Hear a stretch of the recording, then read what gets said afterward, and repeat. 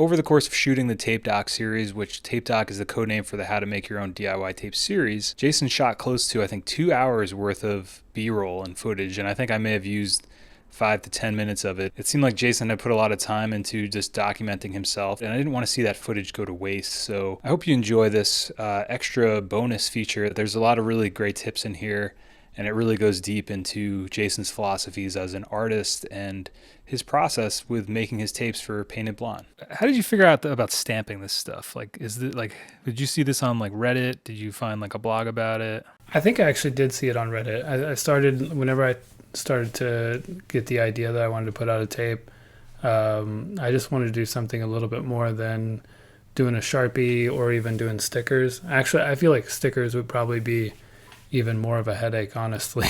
Like to get it to like line up and print and then have to cut out the center and stuff. I'm sure you can get that pre-made, but I'm pretty for sure I came across a post either on the Cassette Culture forum or I don't know whatever they call it, subreddit, or possibly there's also like a DIY labels subreddit.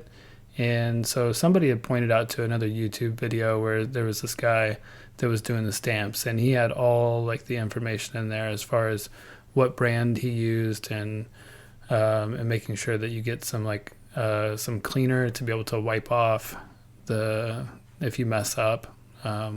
Yeah. And I just thought like it looked a little bit better than doing the Sharpie method, which there's nothing wrong with, but like I had done that in the past, and so like I wanted to kind of do something different. What tips do you have for like stamping? It looks like you need a pretty steady hand. Yeah, I mean, like I've got a lot of like background in like printmaking, and I feel like that kind of like helped out. So, yeah, I don't know. Like, I would say don't get your stamp like too inked up. It takes like some practice to get used to like how much ink that you want to put on there. And then once you get used to it, like it's not that bad of a process. I really enjoy it. It's one of my favorite parts of doing it. It's almost like meditation. Yeah, I feel like even watching it, there's like a meditative element to a lot of the part of the process. Another question about the stamps, Jason. So you have 4 different ones, I'm assuming, or 5 different ones? Yeah, so there's like usually I get like the band name, the album name, A side, B side, and then I have a Painted Blonde stamp as well. So yeah, it's 5 total. And then I guess, like you said, you can use A, B, and the Painted Blonde for all the different tapes. But I was just curious because like it seems, it's really cool. But for each tape you do differently, you definitely need a new stamp. Right, absolutely. So I mean, you got to figure that into the cost, and so yeah, I think it was just like one thing that I was willing to spend money on, and it's not, I don't know, it's not too terribly expensive once you break it down. Like if you're making 50 to 75 tapes, and like you divide that, like I'm not sure, I don't remember how much the stamps cost, like maybe like $5, $6, $7 or something like that for a stamp. Like once you break it down, it's like per tape, it's not that much, And if you have a band that's gonna like that hopefully is gonna like maybe be on the label again, then you could in theory like use their name again. But I don't know. You also might want a different like font later or something. So we might have to get a new band name.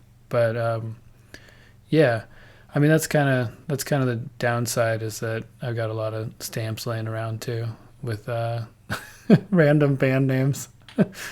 When you're putting together the covers for the different albums, like how do you determine? You just cut out a bunch of things that you think will go together, or do you just have because like this just seems like you have a pile of different things and you're kind of like testing out where they should go. Like how does this process work? I mean, like it's been different for every single album so far. Like Elsa, who did images, she looked at my art website and was like, "Oh, I really like the collages that you do, like with the old, like there were some like with older women and like they had like gold triangles," and she was like those 2 elements were something that she really liked, and so I was like, okay, and I found a lot of old ladies in my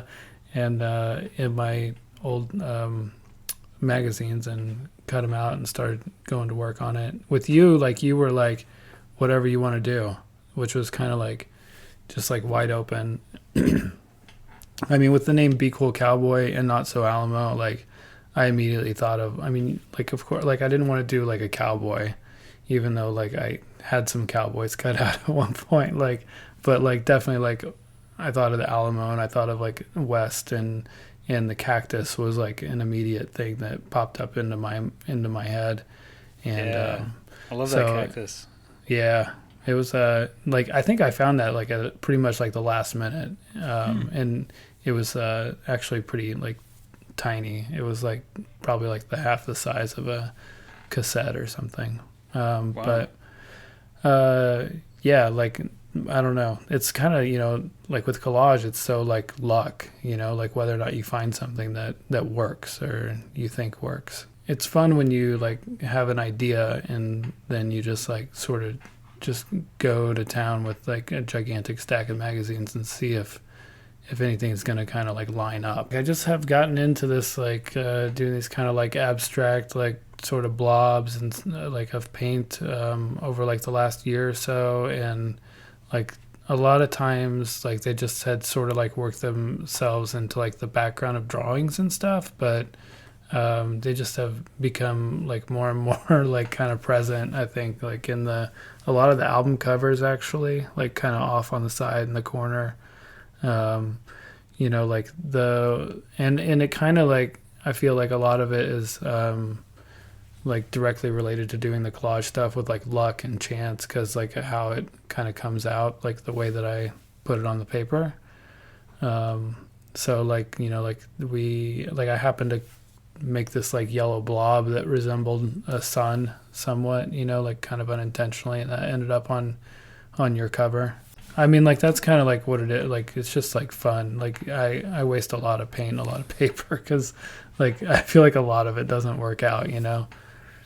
But usually I'll like chop up the paper and use it for something later. Like I've used a lot of chopped up paper to work on for like the little pieces of art that come with the tapes. Yeah. Oh yeah, definitely. So I try to like never, you know, like waste stuff. So what do you got going on here? You're like just, I mean, this is just like a Photoshop. You're kind of like cleaning it up, or what's the process here? I mean, like I use actually like a free program called GIMP because I just have never invested in Photoshop. I probably should at some point. But so like I like to get a good idea of what I want to do, like old school, like analog collage, you know, but like when you actually have to like lay out the J card and like the album cover, you're gonna have to like go onto the computer. So yeah, I mean that's pretty much it. Just like I've got a template that I use and lay it all out, and it's not the most exciting footage probably, but it's like it's definitely a good afternoon while like my kids are taking naps or something. It's a perfect thing for me to be able to do that's quiet. So you scan each individual piece then? Yeah, I do. Yep.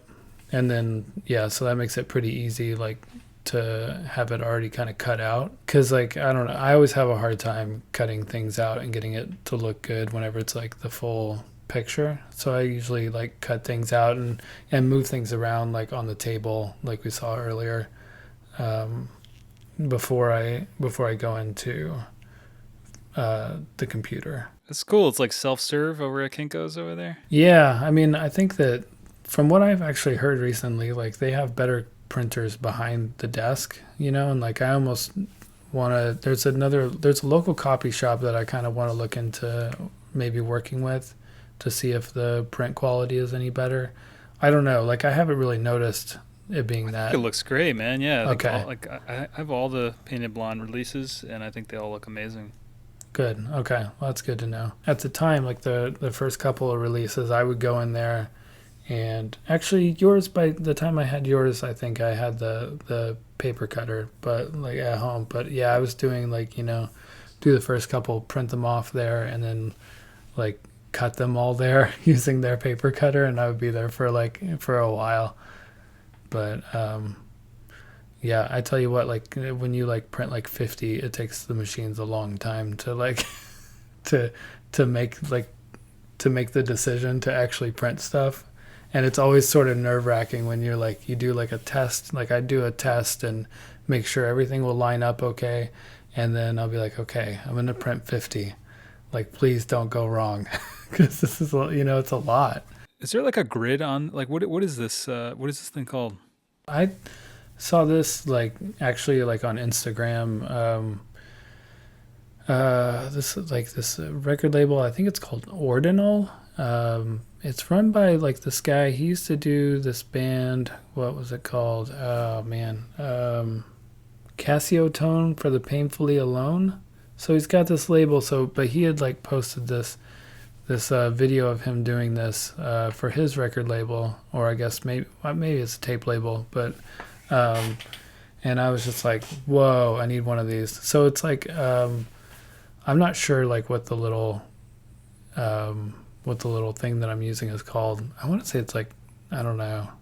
It's been a lifesaver because you can do like X-Acto with a ruler, and just kind of lightly score it. But I'm really bad like lining up rulers. Like I always get off. Like things always come out crooked for me. I don't know why.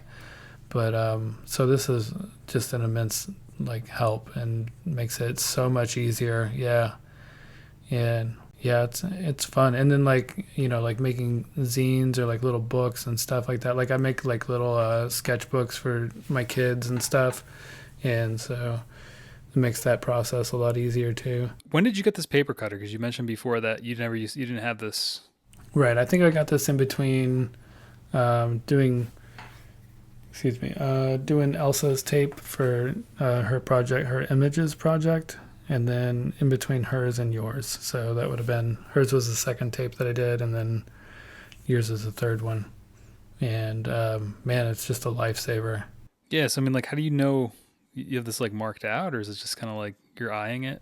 A lot of it's actually eyeing it, like, cause like the just knowing how your machine works. Yeah, like the what am I trying to think of? Like the J card, like what's the thing on the computer called? I'm totally spaced. Yeah, the template. So the template is like a little bit larger. It allows for bleed.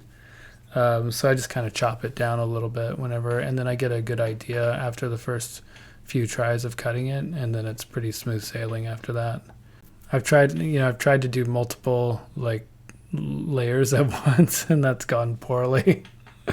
Like doing like 2 or 3 pages at a time. Is this like a wood block print, or like how does this work? Like what's this process like? Well, like I think it's like linoleum. It's like a little piece of linoleum, and right. You carve into it. It's really kind of like a soft, like it's almost like those big like white erasers that you might get like at an art supply store.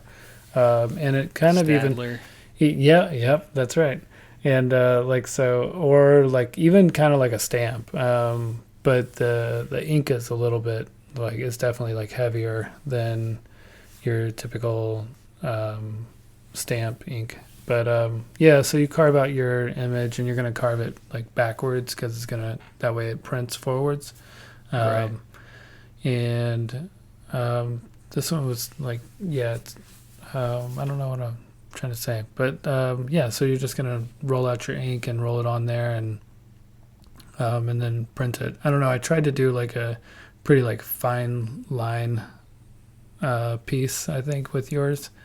It's just something I wanted. I think I'd seen somebody else do. I'd never done anything like that. Like usually I've carved out a lot more than just like the line drawing. But with this particular piece of art, like, is it inspired by the music? Like when you make the art for the tapes, or is it like on theme somehow, or is it just kind of like whatever you're feeling? Not really. I mean, like, honestly, it's like like the first thing I did was like little tiny pencil drawings, because I was just like really into drawing with pencils at the time. With Elsa's, I did like all like, I just like work in a lot of like, I guess, portraiture. Like I just, like I've always just gravitated towards people. I mean, like they're in collages that I do too, like it's just, I don't know, something that I'm, I guess, endlessly like fascinated by is like just like human beings or whatever. But with Elsa's, like I gotten into like drawing with a ballpoint pen. So it's more just like the medium, I think, right now. Like doing, just doing like 25 to, I mean, I guess it depends on the run of tapes, like as to how many I do. But like for hers, I did the 25 ballpoint pens. And then yours and the pin palindrome, I also did another collage, or not a collage, but I also did another block print. Yeah, and then my own tape that I did collages. What about right here? Like this is you're winding the tapes. Yeah, I'm winding the tape because apparently, like my first release, I might have cut off the beginning of a song, so I really making sure that I'm not cutting off anything. But I mean, so you're moving them forward or moving them back? Then you're moving forward. Moving them forward, okay, right? Yeah. Like because there's like that little bit of tape at the start leader, of the tape. Yeah. That's blank or whatever. Mm-hmm. Like back in the 90s, whenever I was making mixtapes, I would just put it in, hit record, and like wait like 10 to 12 seconds. That's what I did with Just a Trick. I didn't have any complaints. I just like let it go for a little bit. I'm a little skeptical, like just because like the song in question like abruptly starts, so they might have just been thrown off by like how the song started anyway. So I'm a little I would question on whether or not like it actually was messed up, because I'm pretty good, or I used to be pretty good about waiting 10 seconds. Now I just reel up the tape. Now you're like on it. Yeah. So yeah, like I've even like had tape winding sessions where I'll just sit and do like 50 tapes in a row, and also like put some tape over the where those little holes on the, you know what I'm talking about? Yeah, like where you tabs cover in, tabs out. Yeah, yep. So like I'll just like have a little sit down at the kitchen table and do that while the girls are like watching some iPad or something, over breakfast. Yeah, I mean, I assume pretty soon you could probably convince them to help out, right? Absolutely. Family business. I'm already putting Camille to work, the 7-year-old, to work on helping me with artwork for music videos and stuff. Yeah, I think that's awesome, man. You guys have a little art factory over there. What is this beautiful leather case you have for these? This is I've watched this a bunch of times and put some of this footage into the other Tape Doc episodes, but like every time I see this box, I'm like super jealous. Like, please tell us how did you acquire this? What is this? It's amazing. So, funny story. I was in Kansas City, of all places, right? Like, I went to Kansas City this past December, I think, and I met a long time. That's where you're from, right? Like, no, well, I'm from like southern Missouri and northeast Oklahoma. I moved around both those places, yeah. So I have a friend that's from Oklahoma, and he was going up to Kansas City to see Tom York play, and he was like, "Oh, you should go," and I was like, "Okay." So and it just like worked out. So like, Tom York gave you this case? This is crazy. This is the craziest story I've ever heard. I wasn't really gonna go there with it, but okay. No, I'm sorry, man. I'm sorry. I was like. No, but so like I drove down to see Tom York, and I got there early, and we were like staying downtown, and there were a couple of record shops nearby, and I went I went to this little record shop, and they had all these tapes like just like in piles, like over in a corner, like just like I found some like crazy like blank tapes and tapes where people had like taped off the radio, like mixtapes and stuff. For like a quarter a piece and stuff. But yeah, like this case was there also, and it was pretty cheap also, but and I picked it up and felt like a total dork walking around downtown Kansas City with my cassette tape suitcase briefcase thing. I mean, this is like the best part, like when you start to get everything pieced together, and when you're doing like a ton of these things and like they all just like, you're coming to the end of it. It's just like the best feeling. Dude, that was my favorite part. Like I remember going to the library, and they had all these cards, the old library system. They used to like stamp like pieces of paper, like thicker paper, and then put them in the back of the book to let you know this book is due in 2 weeks or whatever. And I remember, Yeah, totally. yeah, I remember they used to just have a stack of those, and it was just used to give me the best feeling as a kid, just like taking a book out, and they would, take one paper, put it in the back of your book. If you have 5 books, they give you, like, just like the process of like seeing that stack go down, and also something about like the assembly line nature of it, or I don't know. It's fun to just watch. Something cool about when you having all these. It was also like when we did the task vamps. Jay and I made those pedals, and it was like the preamps, and the process of getting all the cases, and then putting together all the parts and putting together all the boards. Like there's something really nice about the process of like making stuff yourself. And I feel like it's almost like it's like so rewarding to do it. Yeah, absolutely. And I mean, like something that we've talked about a lot, like on the side, is like, how many like tapes should I be dubbing, like, or like, like I don't want to have like a ton of tapes like laying around, but like right now, like, I've got some of yours, I've got some of Elsa's, I've got some of mine, and some of Ava, who does Pin Palindrome, and it's like, it's kind of awesome, like having like, this big pile of tapes, like, like, and like, it's just like, like you guys have all made this great music, and then like, I've gotten to piece together like all the pieces as far as the tapes go, and like it's just like it's kind of nice to occasionally step back and like look at my little shelves full of cassettes.